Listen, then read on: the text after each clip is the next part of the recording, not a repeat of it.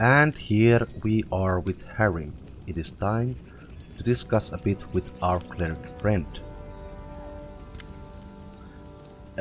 What? Ah, it's you, Cavir. Did I startle you? I'm sorry. Oh no, that doesn't matter. I was just contemplating the futility of existence and the worthlessness of the universe. The ways of Grotius are great. My humble mortal mind cannot fully grasp them, but I do what I can. Tell me about your past. My life is divided into two parts. The first was filled with blind wandering, doubts and attempts to serve Torak. The second part began when I accepted Grotius into my soul and received a clear vision of the world. What exactly would you like to know? Torak, also known as Father of Creation, is a stoic and serious dwarven god of the forge, protection and strategy who values honor, planning and well-made steel.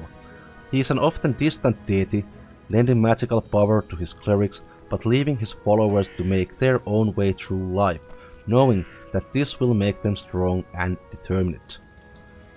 Grotius is the god of end of times, a sentient and cruel moonlet that looks down upon the boneyard and waits for the last living soul to die.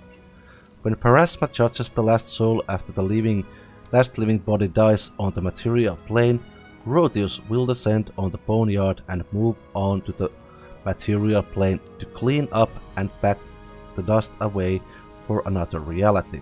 No one really knows what Grotius is going to do once the last soul is judged, but it's generally accepted that it will not be pleasant.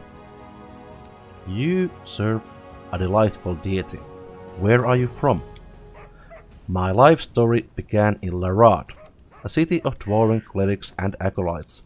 They serve Torak and the other dwarven gods, Torak's brothers, Angrad and Makrim, Torak's wife Volkrit, his daughter Bolka, his son Grundinar, Goals and Trud, and also Torak's sister Drangvit.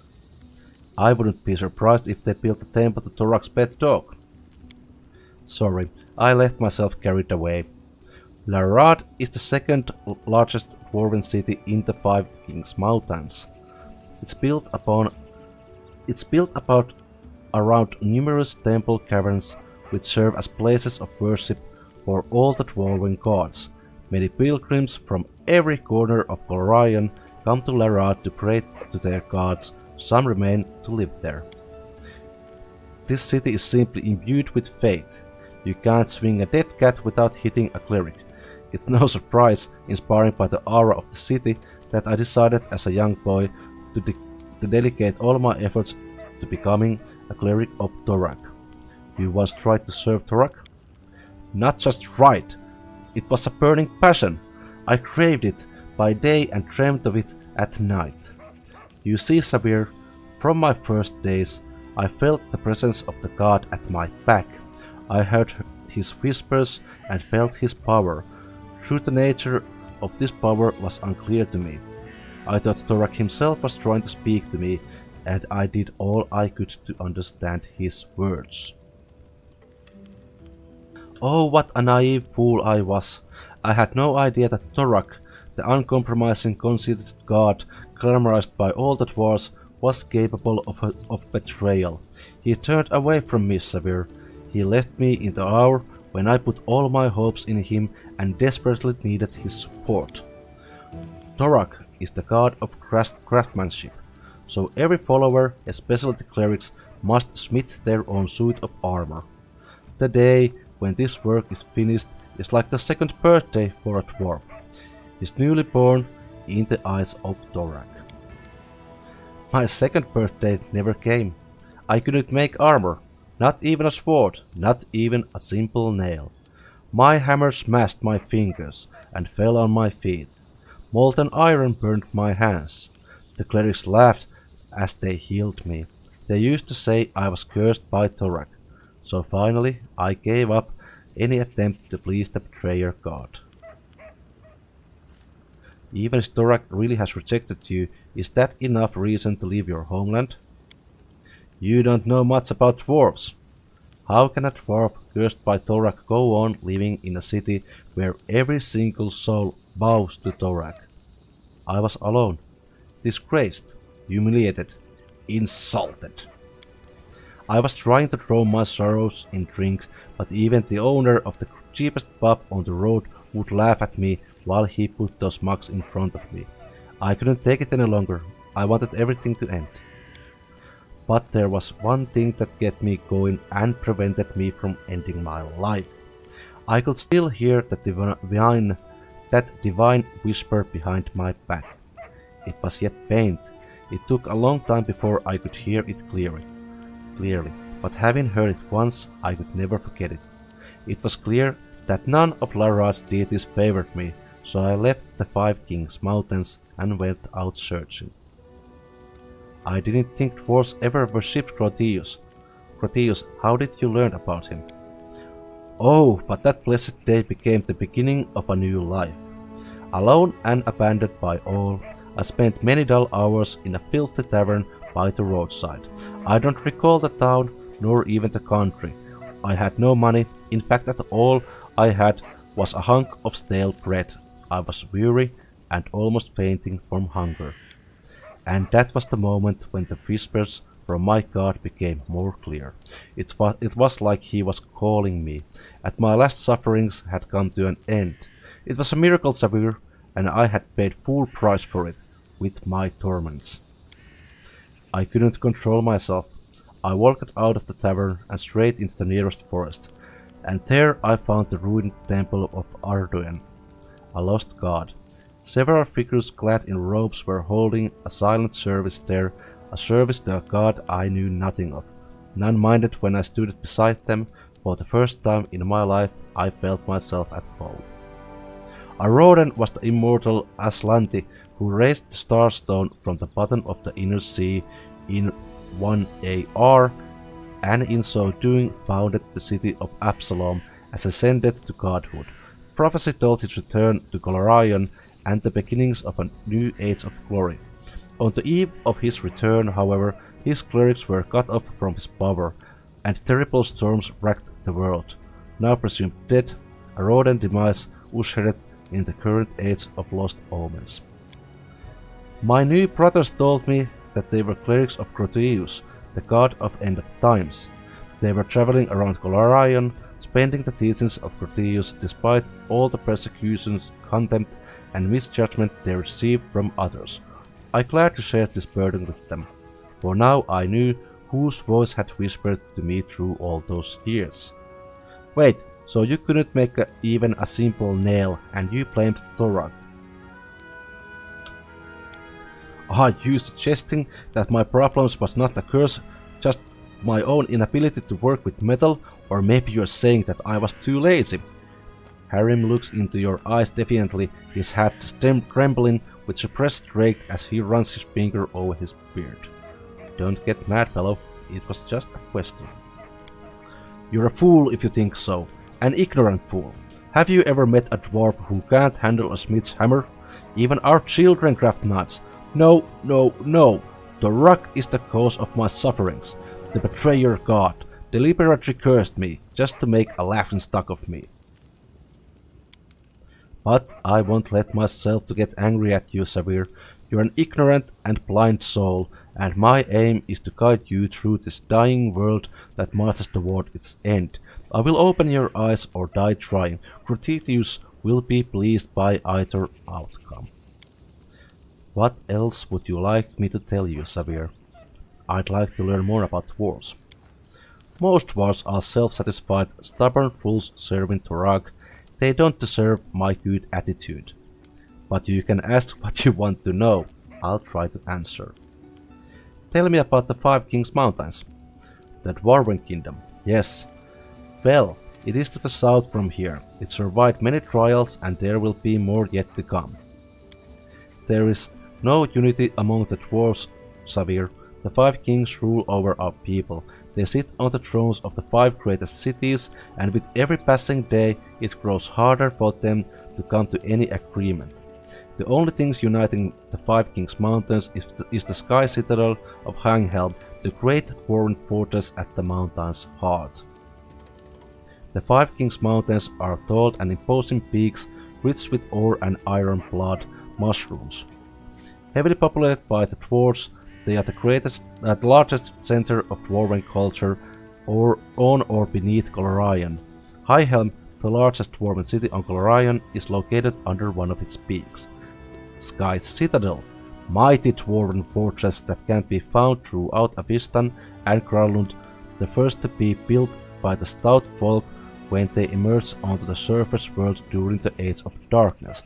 Although 10 citadels were built in total, only a few have survived intact to this present day, and fewer still are held by dwarves. Highhelm is among the ancient and expansive dwarven settlements recognized as a sky citadel.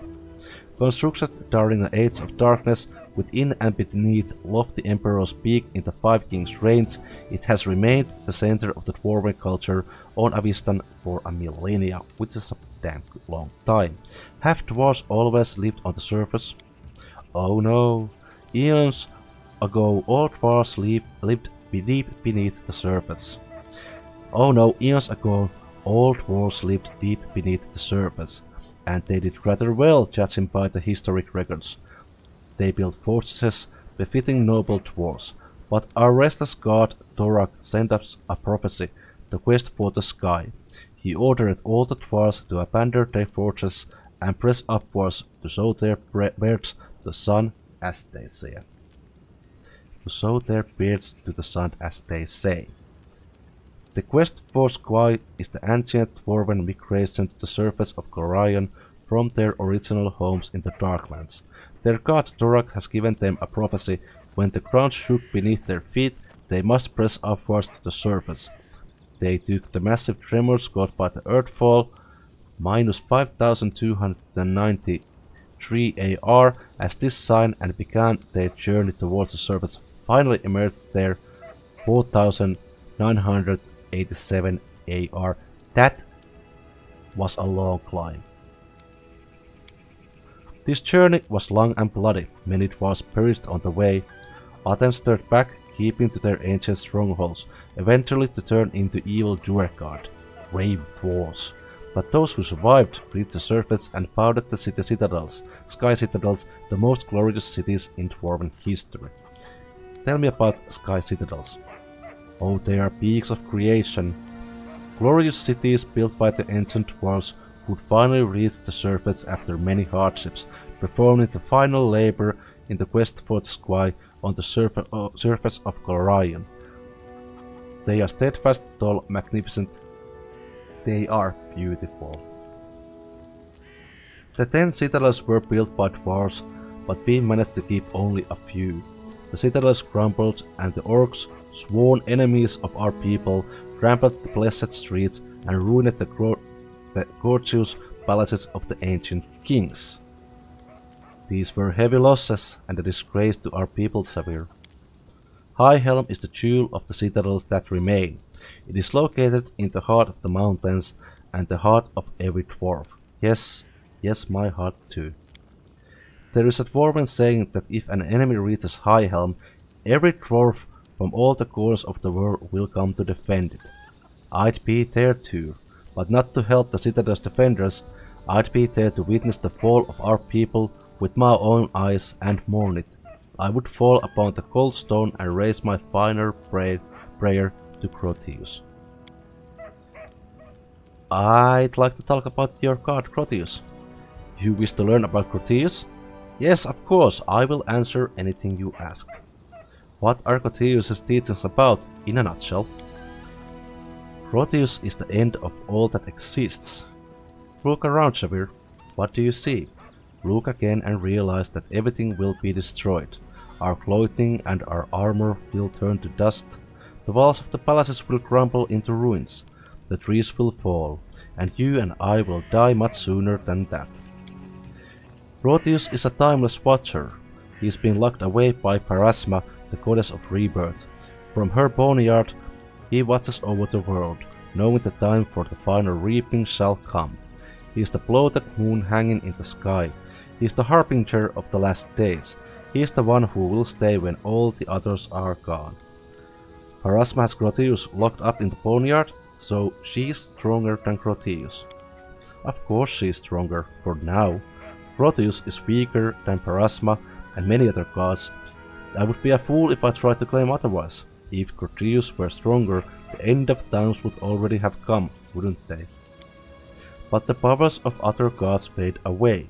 They dissolve slowly, a grain in a century. Grotius collects those grains and waits. He doesn't need to hurry. He knows that his time shall come. Usually clerics can speak with their gods. What does Grotius say to you? What is his will? Grotius doesn't speak to his clerics. Actually, Grotius doesn't need any clerics. He only allows his whispers to be heard, and only by those who are dying to hear them. His words are unclear, but they call to you. His voice comes with the soft rustle of falling leaves, with the woeful wailing wind at the mountain pass, with the roar of the raging blizzard, and it calls you to strike out on the road. Onwards, always onwards. Over the pass, over the bridge, further along. Up ahead, where the edge of the grey rope flashes and the candle sputtered from the last time before dying. Onwards, always, onwards, until your feet can no longer carry you. Thank you for telling me about Grotius. Groetus, I've learned enough for now. Then let me ask you, what do you think of Grotius? I like your tales, there's an inner truth to them. I'm glad that you think like that. We'll bring this truth to the whole world and tell everyone that the end is inevitable. Let's just live in between. Yeah? Have you ever regretted your decision to abandon Dorak and start worshipping Grotius instead?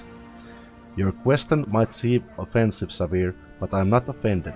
I realize you ask it because you wish to learn more about Grotius.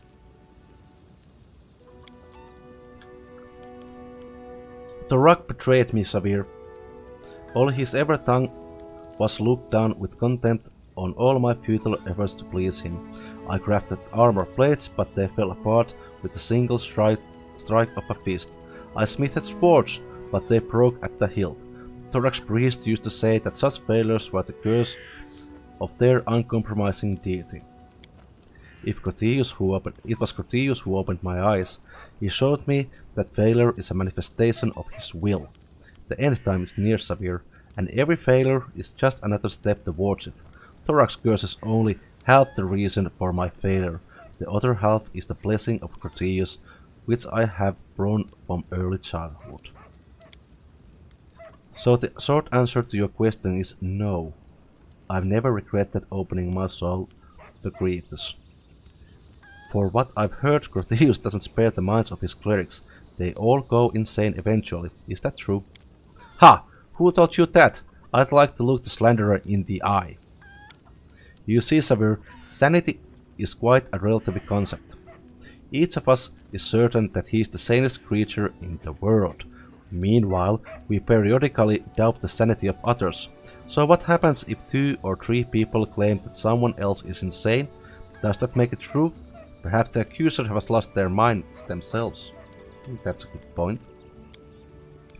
The longer clerics listen to the whispers of Grotius, the better he comprehends the essence of his designs, and the deeper his understanding becomes. When enlightenment comes, the mind of a cleric ascends to a new level of understanding, which is inaccessible to simple souls. Is it insanity? This is for you to decide, Cavir. My decision was made long ago. When I reach enlightenment, I'll accept with joy and delight. Ha! Well, when you learn Grotius' divine plans, remember to tell me about them. I could use a good laugh. I think this is more to his liking than the lawful good one. He is a chaotic neutral after all, and Cavir really isn't too strict. Oh, of course I will tell you. I will tell everyone. The word of Grotius will lead us forward unto inevitable. Thanks for the conversation. We'll talk later. I'd be happy to continue our conversation later. Let's talk with Oleg Luton. A fine day to you. What brings you by? Tell me about yourself. Why open a trading post in such a dangerous place? I just dislike the noise. I'm from Restov. Cities are complicated. Lots of people and each with their place on the shelf. Bow before this one, fear this other. Don't do business with a third, but be sure to be extra nice to the fourth. And villages are a little better. Everyone likes to stick their noses into each other's business. I just wanted the place where I could be my own master, and so I ended up here. Tell me about the Stag Lord's gang and any other bandits operating in the area. The other gangs, if they're still there, try their best to keep a low profile. As for the Stag Lord's men, well, the most notable of them are his 3 lieutenants. The oldest one named is Akiros. He is from somewhere around Taldor. He is fierce in a fight, from what I hear, he isn't cruel by nature. The other 2 are Dovan and Ouch. They are usually seen together. Ouch is a mountain of a man with the mind of a 5-year-old, a bit a mean and bloodthirsty one. He is quite a fan of torture and bloody executions. Dovan, though, that one's a snake in a man's body. I hope to never meet him in flesh. The rumor about him are more than enough for me. We speak another time, farewell. And then you, Bokken.